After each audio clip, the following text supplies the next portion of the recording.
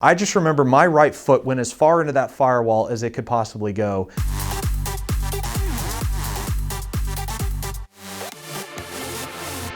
My first press cars came through FCA, Fiat Chrysler Automobiles. I simply got it by going to the 2017 Houston Auto Show and connecting with the PR for the Gulf region of FCA and their press fleets. And I had had a little prior knowledge because I went on FCA's media site and I looked through the list of contacts that I would need to speak to if I wanted to start just at least getting my name out there, send them my links, send them a few examples of my media and say, this is what I do. Would this qualify to do some press cars? So there is an application process. It's like getting a job.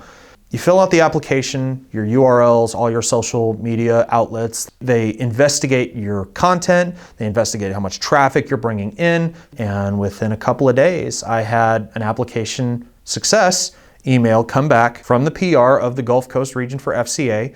I also have partnerships with Kia, with Mazda, and I have a couple of other ones.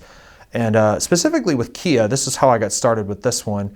I went on Kia's media site and I just went through the list of media contacts. I said, okay, who is the closest one to my particular area? Because they have ones for the Southwest, maybe Northwest, Northeast, Southeast, or Gulf Coast. They have all these different divisions. And so you try to find the one that's closest to you.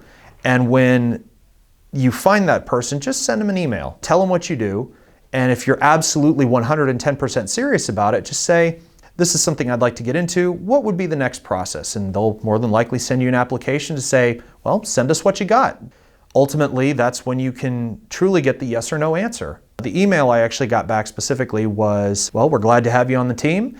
And these are the lists of vehicles that we currently have available from said manufacturers.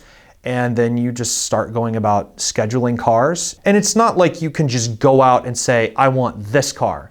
They usually will specify a selection of vehicles for you to pick from originally.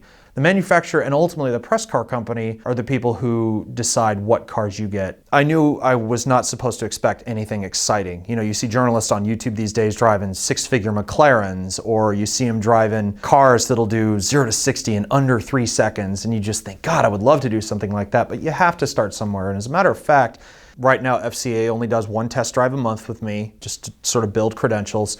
But that was the springboard for me to obtain the fastest, the most insane, and basically the wildest car I've ever had as a press car. And that would be a 2018 Dodge Challenger SRT Hellcat widebody.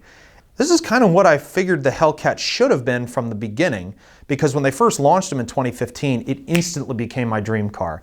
But the more I started watching videos of it, I thought, there's one problem that is standing out to me already, and that is the fact they basically use the tires from like the Scat Pack, and when you've got 707 horsepower and 650 pound-feet of torque trying to go through just a pair of skinny rear tires, traction is going to be an issue, but it's going to be a lot worse the fact you don't have much of a patch that you're dealing with, to put that power down. Well, the wide body is different. It's got fender flares in all four corners, so it stretches the fascia out just a little bit. You've got 20 by 11 inch design-specific rims in all four corners, and crucially, 305 section Pirelli P0 performance tires, which on a hot day, this thing will knock out a 0 to 60 run in as little as 3.5 seconds. And I'm just like, I have found my unicorn. I have found the car I have wanted to drive for a long time. What I didn't realize is at the same time I told my significant other about this, I came to find out this was also one of her dream cars. Perfect. So I asked the press car manager what time he could have this thing available. This was December of 2017. It turned out that one of the weeks in which this car was available was the week before Christmas. And so I'm thinking, this is a perfect holiday gift. We've got both of our dream car, right here in front of us, and we've got it for an entire week. When you have a car with that much power, it can take a will of iron not to be naughty with it. And of course, that basically went right out the window on the first day. We started doing some half throttle and 3/4 throttle pulls, kind of just teasing it a little bit to see what we could do. And the car is ferocious.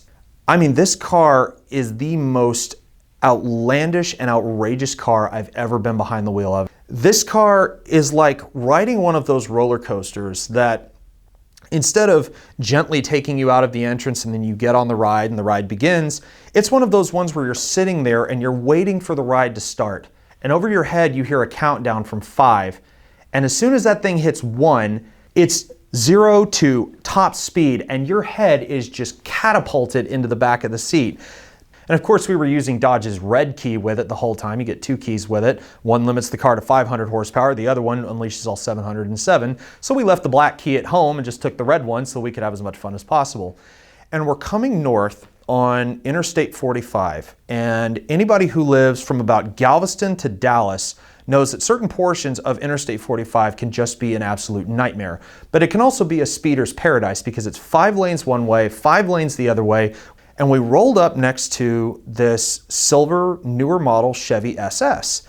And I know stock for stock, a Chevy SS is no match for a Hellcat. The SS makes 415 horsepower, the Hellcat makes 707. You do the math. It's not going to end very well. But this particular one had a few modifications on it. It had an exhaust, the taillights were smoked out, it was lowered a little bit.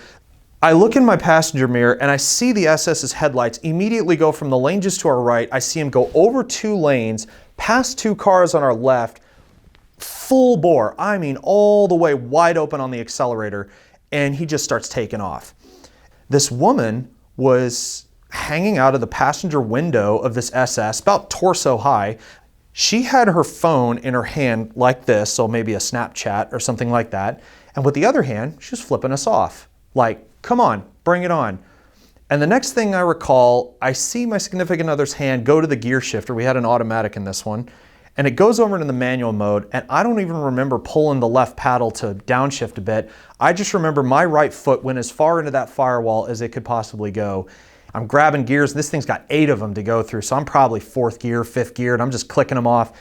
And this SS is full on the gas. And we passed him like he was standing still.